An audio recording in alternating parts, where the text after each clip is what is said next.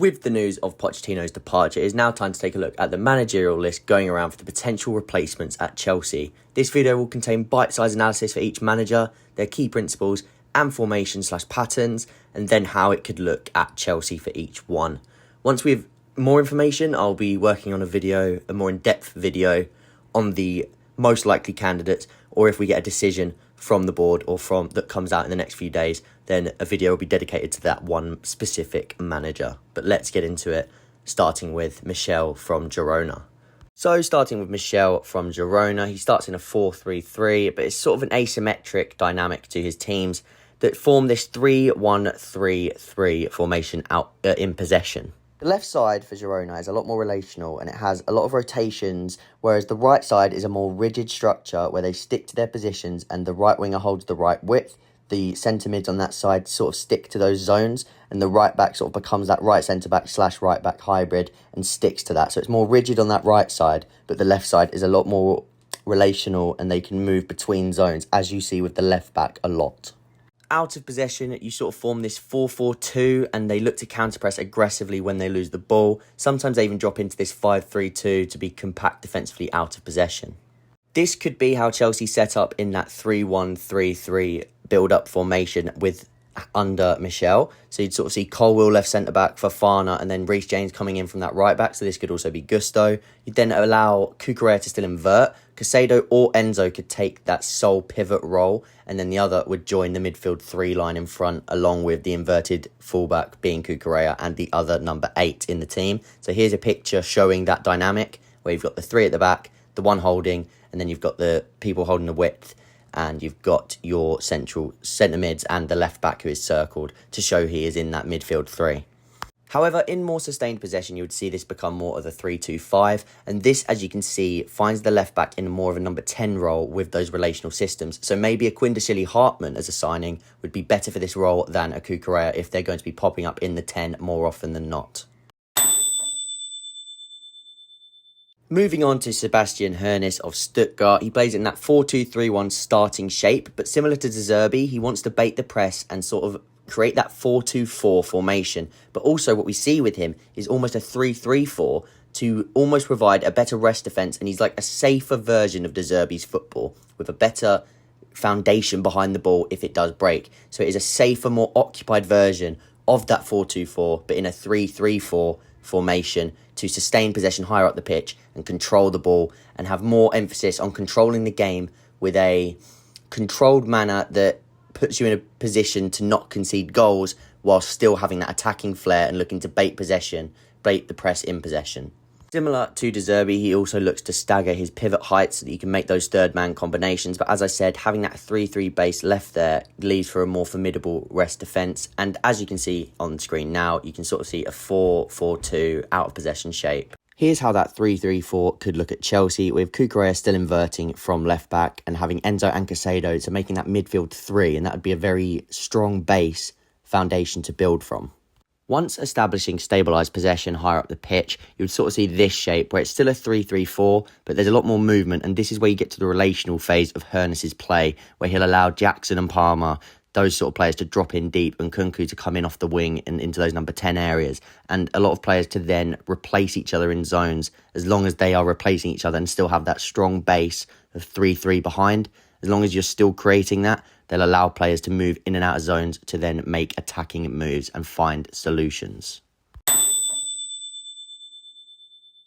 Moving on to Kieran McKenna, who looks to be the favourite so far, and he starts in a 4-2-3-1 starting shape.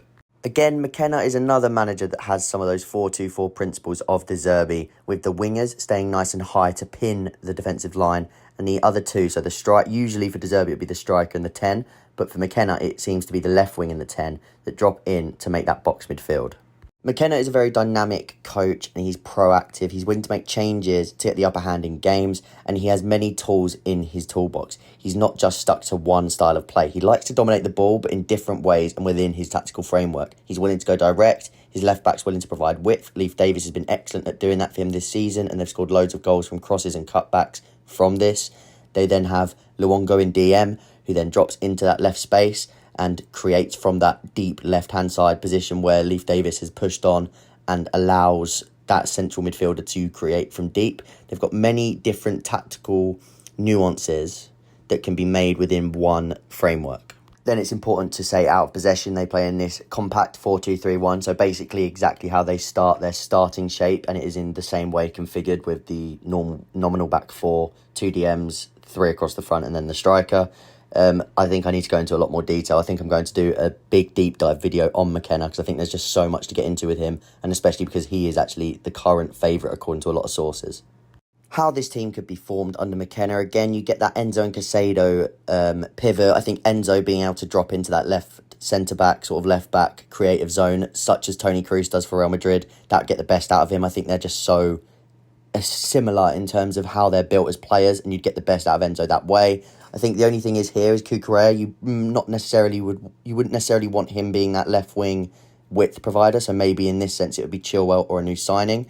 But also then you've got Nkunku and Palmer in that zone 14 area being able to link up play. But what I've also put on here is some signings that could really work with this team. And Osimhen is one of them that I think would be absolutely amazing for the way McKenna plays, where one of his strikers actually starts out wide in build-up and is able to pin the opposition fullbacks back using their strength. So someone like Osimhen who can do that, dominate physically, and then get into the box to pin people back. And as I said, McKenna's sides can or have been very cross-dominant. And what more do you want than a Victor Osimhen dominating the box in terms of how good he is in the air, how good he is at pinning defenders and bullying defenders in the box. And that would also then create room for the likes of Palmer and Nkunku to score from those cutbacks. Another feature of McKenna's teams that is so relevant. And just to flash up a few examples on screen now, you've got the 2 wingers holding width when they do break into this 3-2-5 in more sustained possession.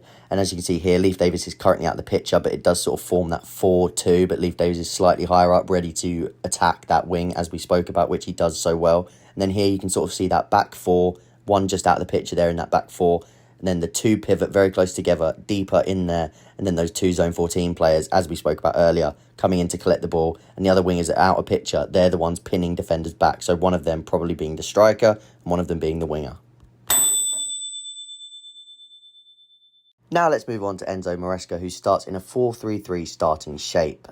In build-up, Enzo Maresca looks to make this 3-2-5 shape with one of his fullbacks inverting and his main emphasis on dominating and controlling the game with slow and intricate play. His teams are extremely technically drilled. He wants his teams to play in traffic. They need to be high-class technicians and be able to play out of the press so that they can bait the press and then find their movement into space, having high IQ players to occupy the right spaces in each scenario for their play.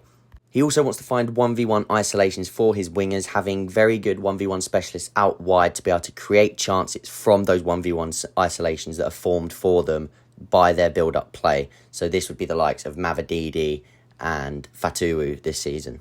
Immediately after losing the ball, he wants his team to counter-press. He wants to win the ball back quickly so that they can dominate possession and continue to control the game. However, after 4, 5, 6 passes, they will look to drop back into that 4-3-3 or 4-5-1 shape and have that fullback re-drop into his nominal fullback position rather than being in the middle of the pitch. But the first and foremost incentive is for them to win the ball back quickly and to stay in that 3-2-5 formation and counter-press.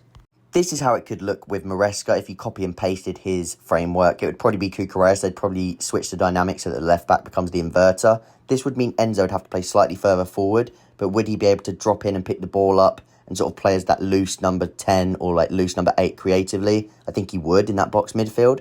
But you could also see him switch the dynamic so that a Reece James, for example, inverts, or even a Reece James or Gusto becomes a right winger, or the left back becomes a left winger, so that Enzo can still stay in that pivotal number 6 role and be the one to dictate play. Because Maresca has such an emphasis on players who can take the ball in tight areas that Enzo would be one of his key players.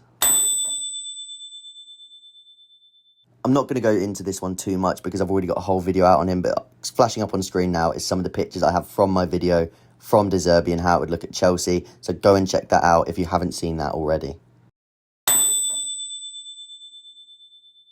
And then lastly, Thomas Frank. I've just sort of made some concept teams for him. So he's sort of played in a 4-3-3 this season, but then when Tony's back and sometimes he looks to play in that 5-back or that 3-5-2. So this is something that you could see at Chelsea, and I don't necessarily think we don't have the personnel for it, but for me, I wouldn't be going near Thomas Frank. As much as I rate him overall as a manager, I just don't think this is the right move, and he doesn't fit the criteria that the board seems to be looking for when it has come out in reports that they're looking for this possession-dominant coach that gets the best out of certain players like Enzo, Caicedo, Palmer, and these technician-type players that Chelsea have got. So now that the dust has settled on Pochettino, how does everybody feel about that? My opinion stays quite similar to how I've said all season. I would have liked him to stay another year, but without the power to change the makeup of the team. I would have liked him to be able to develop the team and help progress through this period. But I do think that another manager would have been needed eventually anyway. So if they're going to make that jump now, they just have to make sure it's the right jump and that they stick with whoever they go with. And they try to build into this philosophy using the technicians that we've built this squad towards. So let me know who you'd like to see a deeper dive video on. As I said, it will probably be McKenna, but if more news starts to come out, I'm going to start working on them all in the background and try and have them all ready to upload as and when news drops. So let me know who you'd like to see deeper dives on, managers from this video or managers that haven't even been mentioned in this video. So do let me know, and also let me know your opinions on the Pochettino news down below.